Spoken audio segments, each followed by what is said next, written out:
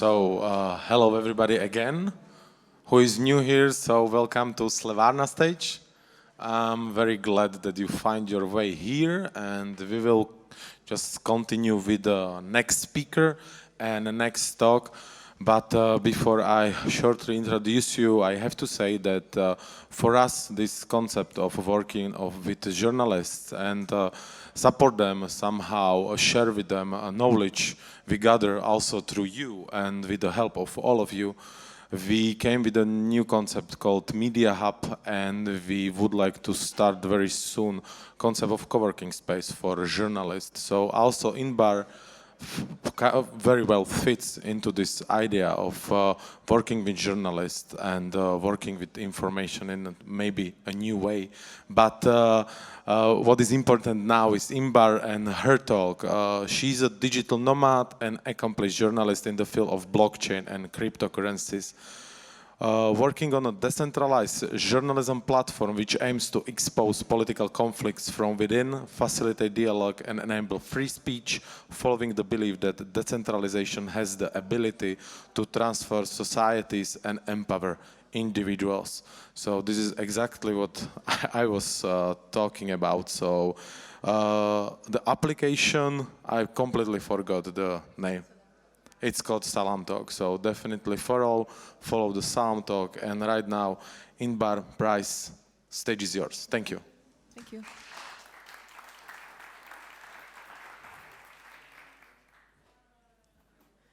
Hi.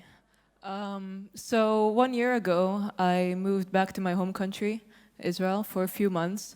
And there I met a friend. And my friend told me about a very simple experience that he had, which very much changed the way he saw reality. So what happened was that my friend heard about an incident called Molotov Kite incident, and this is where people from Gaza sent flaming kites over to Israel and started some fires. My friend wanted to know what people in Gaza thought about this incident. Did they have the same opinions? Did everyone have the same opinion? Why was it done? So my friend looked through social media, went on Facebook, tried to find someone from Gaza that he could talk to. And in the end, he found Rami, and you'll meet Rami in a bit. But meanwhile, Rami and my friend Veer had a conversation, and they both learned a lot from that conversation. They found out things that they could have never found out about if they would just have kept to the news and to what they saw on television. And this was such an enriching experience that my friend thought everyone deserves to have the ability and the access to talk to someone who may be your political enemy or may be on the other side of the world, but sparks an interest in you to find out more. So that became the foundation on the project that I'm working on, and what I want to share with you today has been my own exploration of these themes, and it's just the beginning of the way, so let's see.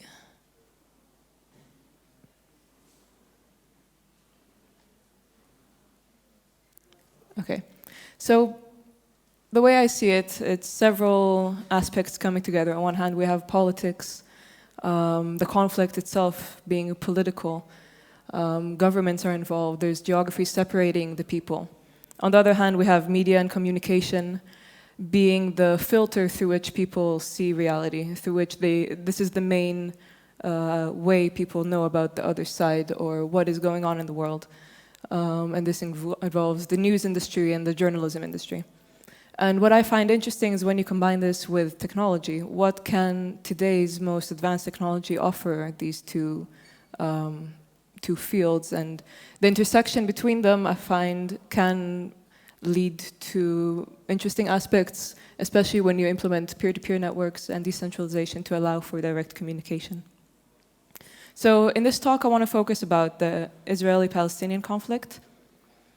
And this is what most people know about the Israeli-Palestinian conflict. I know this because often when I say I'm from Israel, people suddenly become very concerned for my safety. I don't even live there. But this is a representation of reality. I'm not saying that these images are not true. They're very true and they reflect a very serious reality for many people. But they don't show the full picture of how people experience it. So, oh, too far. I want to introduce you to Rami, who is an engineer. He is also the freelance journalist, and he founded the youth committee in Gaza, and he's a very active activist in Palestine. And he goes through quite a difficult time being an activist and communicating with Israelis because his last arrest was this summer in July for 40 days, where he was heavily interrogated and stressed by Hamas to find out why he is collaborating with Israelis, who he's working for. But he keeps repeating that he's just working for himself, and every time he's released, he goes back to doing exactly what he was doing before. So let's see what he has to say. The bloody pictures. The media just focus on the default pictures and default videos. Israeli soldiers, Palestinian fighters, protests in the borders, rockets, tanks, Netanyahu and Sinwar, Abu Mazen, there is no focus over any kind of other stories. There is no full picture of the reality of Gaza Strip and the reality of the relations between the Israelis and the Palestinians. For example, I had a chance to visit Jerusalem and Israel 3 times in the last 5 years ago. I saw in many clubs Palestinians and Israelis dancing with each other. I saw by my eyes that many Israelis and Palestinians, they are already neighbors and they are already friends and they are already in touch and listening to one music and they sharing one house and they ate with the same food. But there is no media over this kind of relations. Why? And because of this problem also we had many meetings, many online meetings with media like Ma'arif, Yadu'ot, Ynet, and Israeli media, asking them about why you are just focusing on this kind of pictures here in Kazakhstan. Just, if the Israeli media from the right, they will reflect Gaza as, full of terrorists. If the media from the left, they just want to focus over Gaza, that Gaza need humanitarian aids and they need money and food. No, it's not the media. There is no reality here in Gaza. For example, we have many stories in Gaza here, away from the media. The Ignore my face.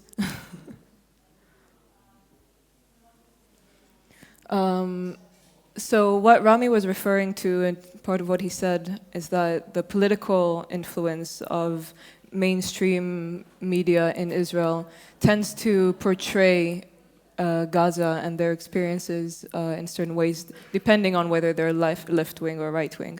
On one hand, having a centralized body in journalism is very, very important for verifying news, for fact-checking, for being an overseeing body to make sure that what is being presented is as accurate as possible. But on the other hand, it may have a role in distorting reality because there may be ulterior motives, such as political agendas or corporate agendas. What we see here is a graph of a recent study which shows, it's representative of American population, but I think the general trend can apply to the rest of the world. You see a decline in trust in the media as an institution. So we see the peak in the 70s, just around after the Watergate scandal, and we see the dip in 2016, just as Trump was getting into power and the fake news narratives were really proliferating. And I just want to show one more part of what Rami has to say about the corporate agendas of mainstream media.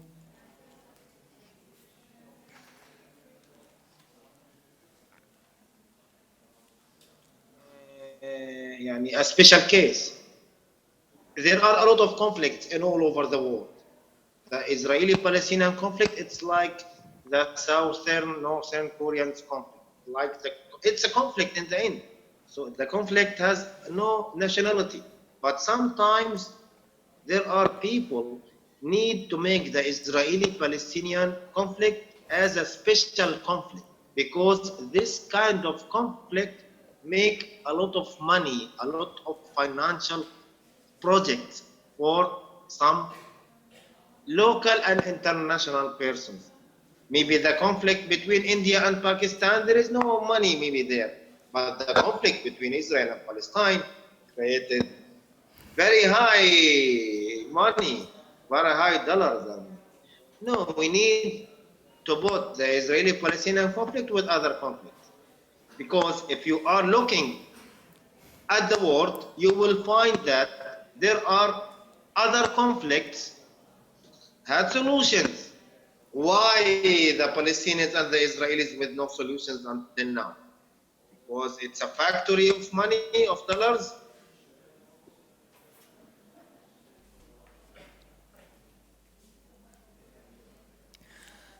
So I just want to touch upon the difference between so-called war and peace journalism.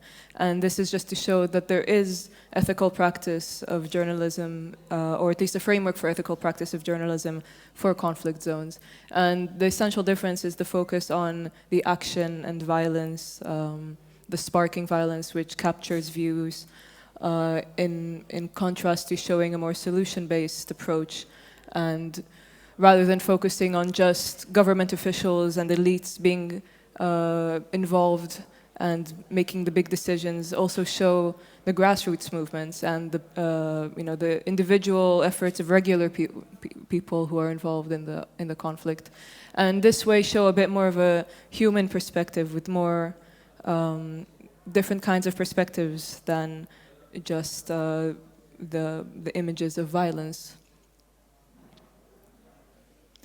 And to add on to this, I think that being able to decentralize media and bring in peer-to-peer networks that allow for direct communication between people can allow us to, in a way, create a fuller image of a very complex reality.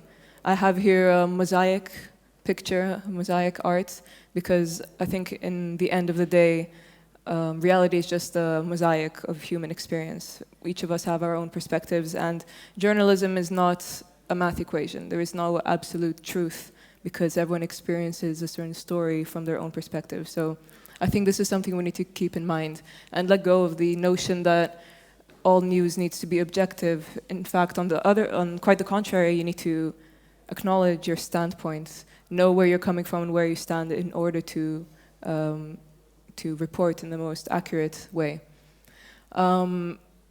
The last point here I have is just the difference between homophilia and heterophilia. This is something that plays a role in social media, which has become a very important way of spreading news. We are shown through the algorithms, we are on Facebook and many other platforms, we're shown the things that are attractive to us, things we already like, things we already agree with, and this limits our view. On the other hand, maybe we should accept the other kinds of algorithm which shows us the other, exposes us to different realities. So this brings me to the next point of talking to your enemy. And if you're in a position of talking to your political enemy, you've already come a long way.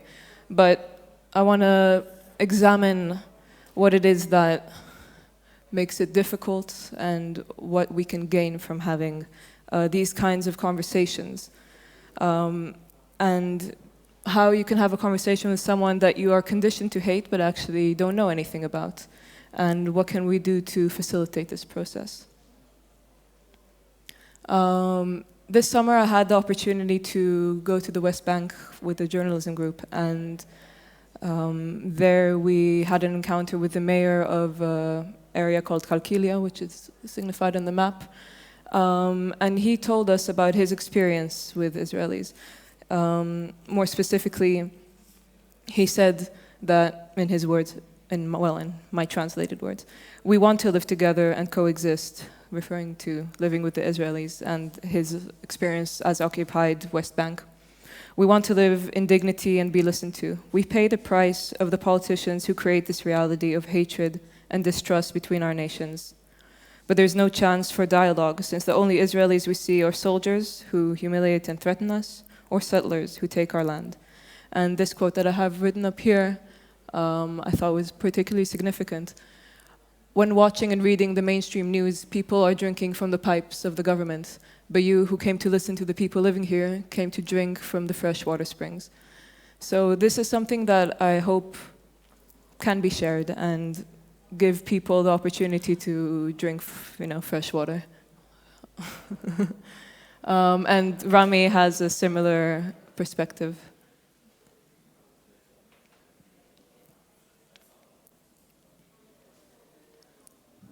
I think it's not safe to talk directly about the Israeli-Palestinian case. But believe me that all of the Palestinians here in Gaza looking for peace, dreaming about peace, but there is no leaders to present the peaceful voices here in Gaza Strip.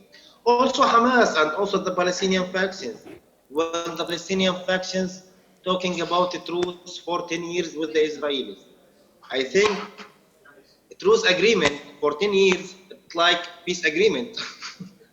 So there is no difference. It's just a word between peace agreement or a truce agreement. So we are here working for the future.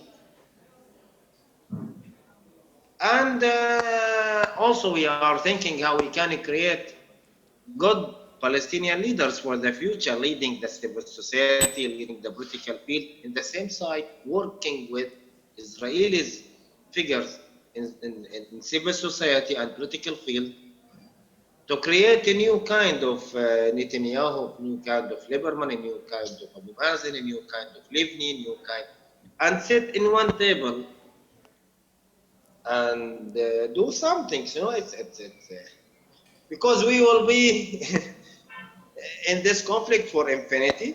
For sure, no, we need to do something. We need the people here in Gaza or there in Israel to make them understand each other, respect each other.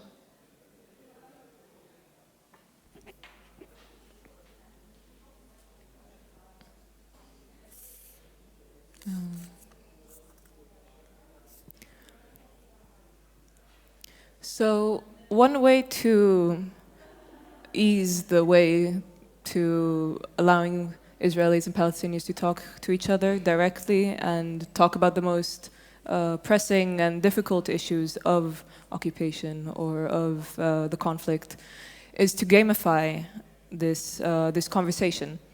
And the programmer that I'm working with is very inspired by this action, and he's very motivated to work on this. And this is the way he explains it. Why is it so important? This is because the only way to decentralize power is to gamify conflict resolution. All politics is gamified conflict resolution. When conflict resolution is gamified and given to the masses, power becomes decentralized, and eventually no one needs politicians, only good problem solvers. So this sounds a bit vague, but let me give you an example.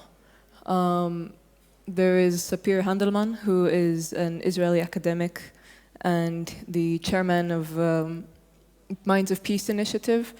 And he is a negotiation moderator. And what he does is bring together Israelis and Palestinians from all the political spectrums, brings them together for 5 hours in one room, and they have to come up with a solution for the conflict. Simple as that.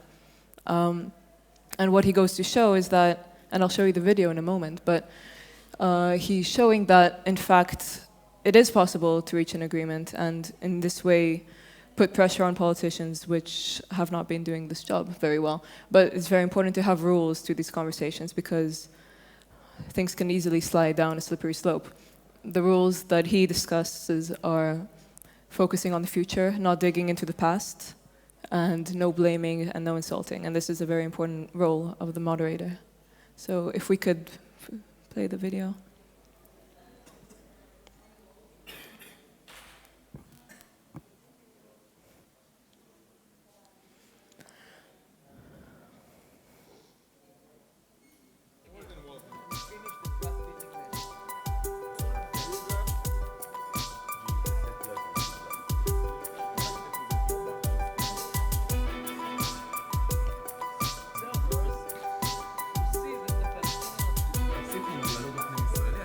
I think it's impossible. It's going to be tough, but let's see what happens. Let's negotiate.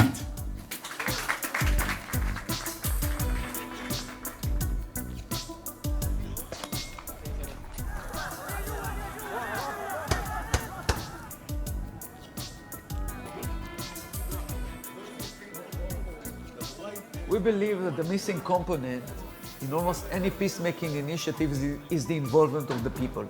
And our vision is to create a major public negotiating congress that can involve the people and press the leadership.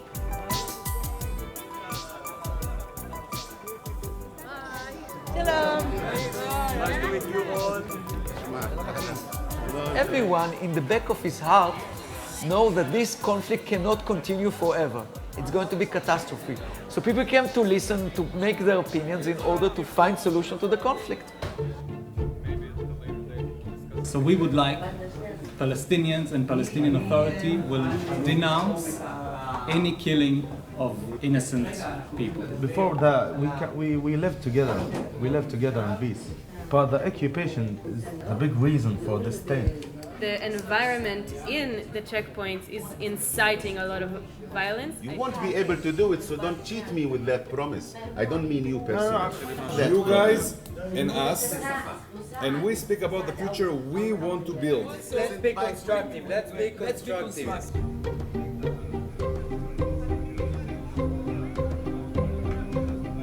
It's a three-state, not in reality, Gaza, West Bank, Israel. Okay, maybe Maybe three states, yes. Do you want 3 states? No, I don't want. What do you mean with that joke? So what was the... It's a three-state. Reality is the 3-state. We have about 1 hour to reach agreement. We reached one agreement about trust-building measures, which was very, very difficult. And now we're debating what is the solution to the Israeli-Palestinian conflict, and it's not easy.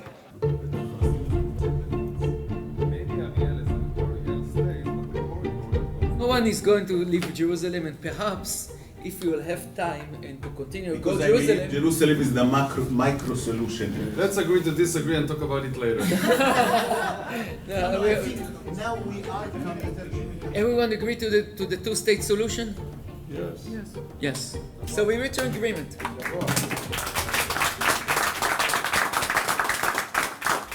The negotiation is easy, but the difficult is how we can do that in future. Both sides know it's kind of a game, so you're not really taking the responsibility of implementing the treaty that is agreed. I believe it's important. It's important also for the youth to express themselves, to say ideas without being afraid. This is, for example, the UN Security Council. I like very much what we did today, but it just reminds me of how much work we still need to do.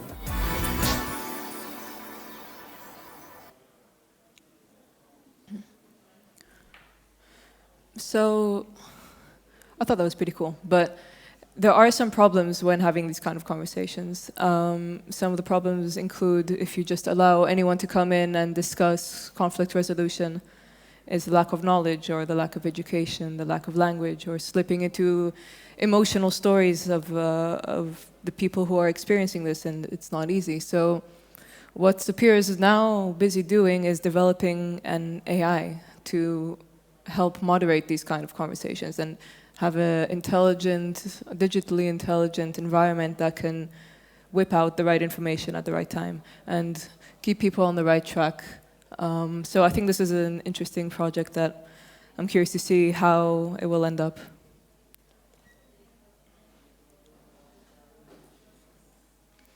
And it's also an example of how bringing in technology can really bring these conversations to the next level.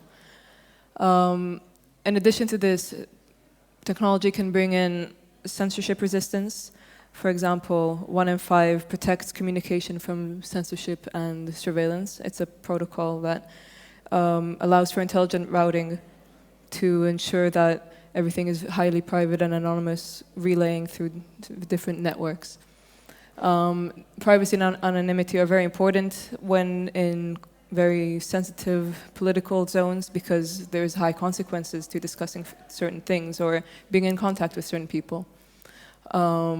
the peer-to-peer networks allow for total decentralization and not having a central authority to filter out information. This may be problematic in another way, but the power of having the multitude of information is also very important. Reputation systems can ensure the quality of information, just like we know from Uber and Airbnb.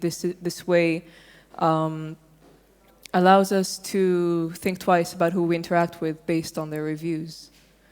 And open source information allows everyone to adapt their own technology to what their own needs. So if we have gamified conversations about certain issues, people can take and make their own versions for their own issues that they find important. And transparency is another important issue that decentralized technology is able to provide for these kind of sensitive topics. So what I see today, I'm happy to see that there are a lot of initiatives mushrooming around, responding to one of the greatest contemporary issues of our time, which is the way the media is going and the biases that we see in media. And today that everyone has a smartphone and can contribute their own information has its consequences. So I think that it's nice to see many different initiatives taking different approaches to media. What I find particularly important is the direct contact. As we've seen throughout this talk, it has changed lives. Just a direct conversation with someone on the other side of the border that you wouldn't have been able to have otherwise. I'm happy if we see more humanity and storytelling in the news and blur the lines between the consumption and production of news so that everyone is participating in a way. Focusing on grassroots initiatives to keep the balance between the focus on elites, which is often the case in mainstream industry of news, and to allow for dialogue and gamification, and also importantly use technology to empower rather than to survey or censor information. And at the end of the day, I hope that communication and media can provide an enriching experience for people who use it. And yeah, so I'm just on the beginning of my way here, so there's many questions that are remained unanswered, many more issues to tackle. And if you're interested in the project, we always are looking for help, and if you have any questions, I'd be happy to hear. Thank you.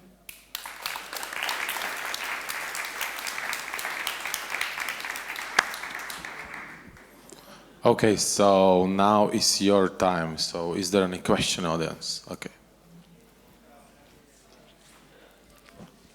Hi, thanks for the talk. As an Israeli myself who doesn't live there, I just want to say it's amazing what you did here. It's bringing another perspective to Europe. I think it's essential because it's so horrible to see how one-sided this conversation were in the media, how biased major media outlet in regards to this conflict. And just, yeah, keep up the good job. It's amazing. Thank you. So if you need any help, I know how to reach you. Thank you so much. Appreciate it. Okay. That was not a question, so let's try one more time. Okay. Yeah. Really great talk. I'm very Thank you. proud of you, Inbar. I think it's very important that you pointed out, you know, one was kind of dealing with conflict, one was dealing with peace. That you had that slide. Oh, yeah. Do you want to go back to that? Yeah, please. I thought that was very interesting. Yeah, this is was developed in the 1970s by a scholar called Johann Galtung, so it's quite a well-established field. But what was your question? No, I just really liked it because it reminded me of this saying, it's like what you fight, you become, you know? And a lot of projects can get really into like fighting something, you know? But rather if you embrace peace, you come up with solutions, you know, like you've written it there, like solution orientated. Whereas the other one is just like, no, this is happening to me, no, this is happening to me. So I really like that. Yeah, so the main difference is focusing on the eruption of violence rather than the ongoing effects on people's mentality and so on. Has that like, what was it developed for? Well, the Johann Galtung, he was a scholar in the field of conflict and conflict resolution, so this is his application in journalism. Okay, thank you. Thank you. Hi, Inbar. Hi. Thank you as well. Thank you. What I found really intriguing was you mentioned that there are some attempts to use AI to create some art environment for conflict resolution. Can you please expand on that? I mean, I would like to know if there are some projects that are already working on this, or I mean, what's any further info? So I have very limited info. This is what I heard from Sapir, from the chairman of the Minds of Peace initiative.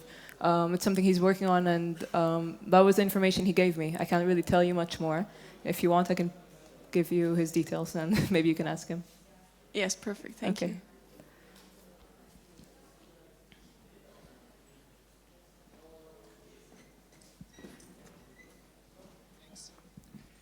Hey, my question is about crypto technologies. You are a journalist, so are you using any? And if so, what are your complaints, if you have any? About using cryptocurrencies? Yeah, crypto technologies in general. My complaints. I don't have too many complaints. I don't use it very daily. I guess it could be more user-friendly at times for people, but I don't have too many complaints, to be honest. Thank you. Okay. Any other question? Yeah, here we go. Maybe I would like to ask about the recommendations which you had at the end, how the journalism should look. You are saying that there should be kind of less focus on objectivity and more focus on storytelling.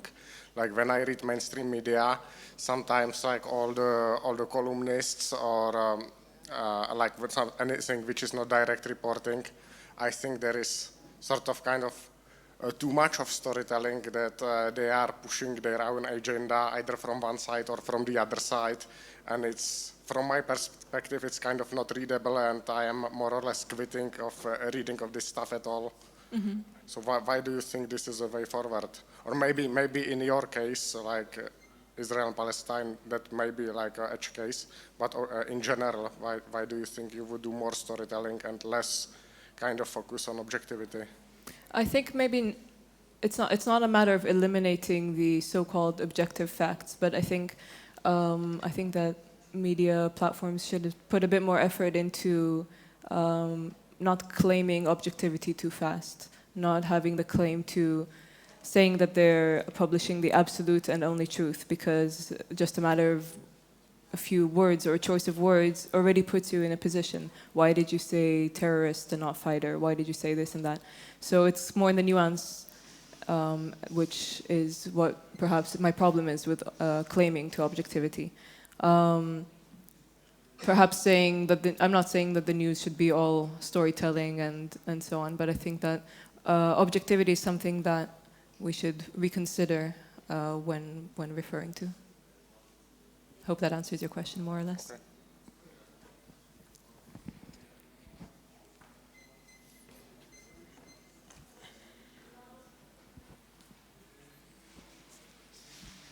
Yeah, many thanks for your talk. I want to ask you something that I was asked about when I talked about Israel, when I had a session about it. I was asked if there are any sources or media outlets that can be trusted regarding the Israeli-Palestinian conflict, and I want to ask you if like what's your opinion, if you think that there are any. I'm looking for it as well, so we can stay in touch on that one. But I'm sure there are many initiatives out there. I can double check for a few that I've forgotten the name, but I don't have any off the top of my head, unfortunately. Okay.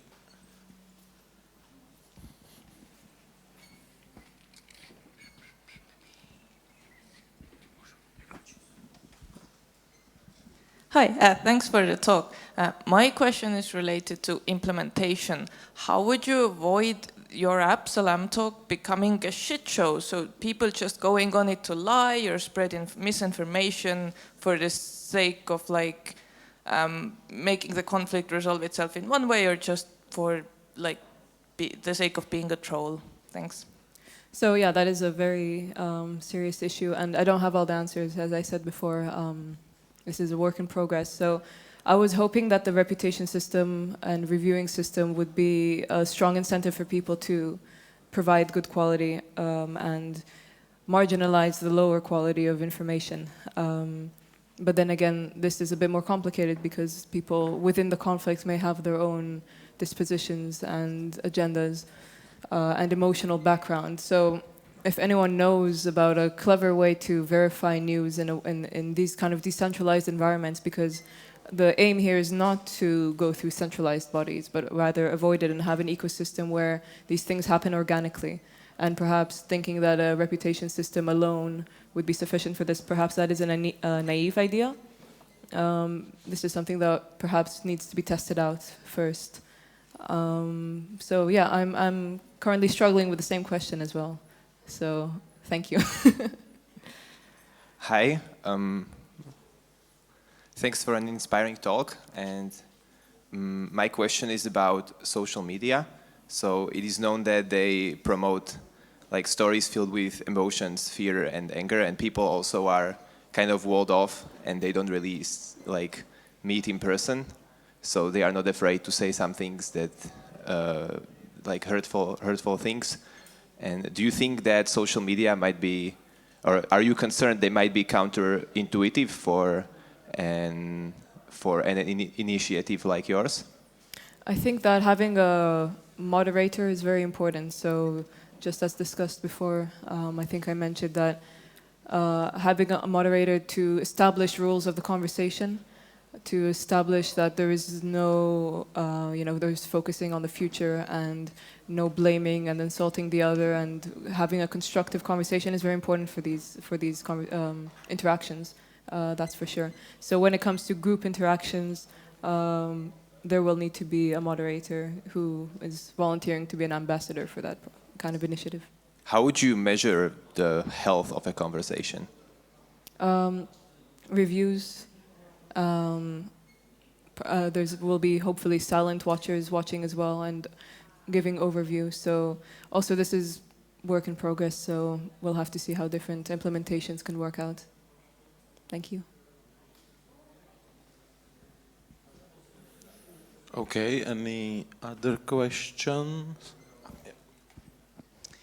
What role do you think that cryptocurrencies are going to have in the future with conflict resolution? Because if we defund the governments, then these wars will hopefully stop on their own.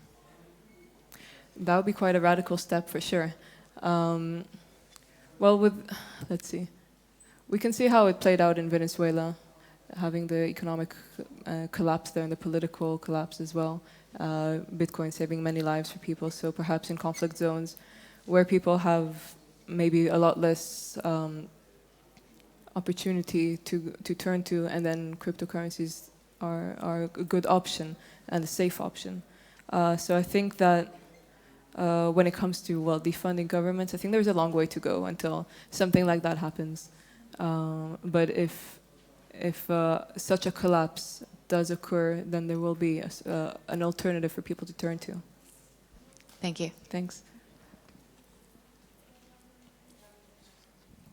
Okay, there was a question. Hello, thank you for being here today. My question is directly on your personal opinions. You were talking a lot about the Israeli-Palestinian conflict. What do you see as the reason for the entire conflict, and do you see a solution to it? And also the last thing is, you were talking about the debate when Israelis and Palestinians were talking together and finding the solution. Do you actually believe that what they are establishing there could have an influence on like the overall solution if it will get ever resolved? Like, do you think they are truly able to change the solution? If any of the Israelis in the room want to contribute, feel free. What? No. Okay, that's a very complicated question, and I don't think I'm in the position to establish the truth of the cause of the Palestinian conflict. It's a dirty history and a series of unfortunate events and claims to many things. So, second part of the question was what? I think what I've heard, I didn't grow up there myself, so I have a bit of an outsider's view, but from going back and being there, I've heard a lot of people say there's no way this conflict is going to last. It will be over within our lifetime. And that was something that gave me a lot of hope, because I can't imagine it ending the way things are going, but things move fast, and speaking to people like Rami and like Sapir and putting the effort in, and it does make you realize that this can't go on forever. It's very unsustainable for everyone involved. So, well, we'll see what happens after these elections. So, yeah. Okay, so last chance. I see the hand right over there.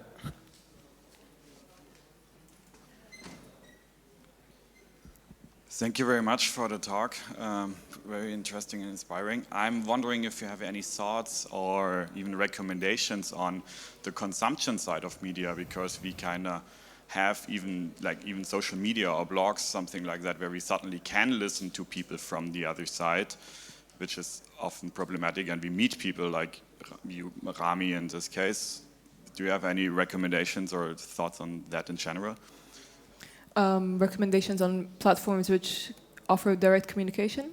Yes, or like probably even getting away from like the main media, but listening more, trying to find more people on social media on the other side. There's plenty of initiatives and groups. I mean, just on Facebook, there's already a lot of groups with Israelis and Palestinians meeting, and Arab Palestinians and Israelis together. There's also an initiative called Skype with Your Enemy, which is also very much on the similar kind of lines. So that is literally just having a Skype conversation with someone on the other side of the border. And that's something that Rami was also involved in.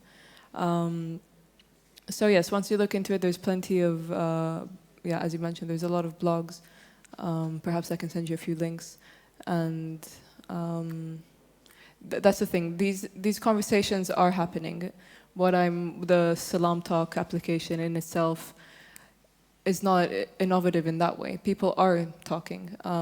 What I'm hoping to provide is a platform for providing high-quality conversations and for allowing other people to tune into these conversations as well, and create an ecosystem in which people can feel free to express themselves.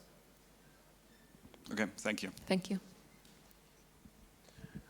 Okay, I think we ran out of time, so this was the last question. So I'd like to thank you, Inbar, for delivering your presentation. I would like to thank also the audience for staying with us. And as you see, and actually from all of your questions, when you were like so thankful to this presentation, it's just the moment when you realize that it's very important in these times to work with journalists, to work with information, and to find a way how to fight the not just fake, but everything what's there, and hopefully the conflict will be history soon. So thank you so much. Thanks.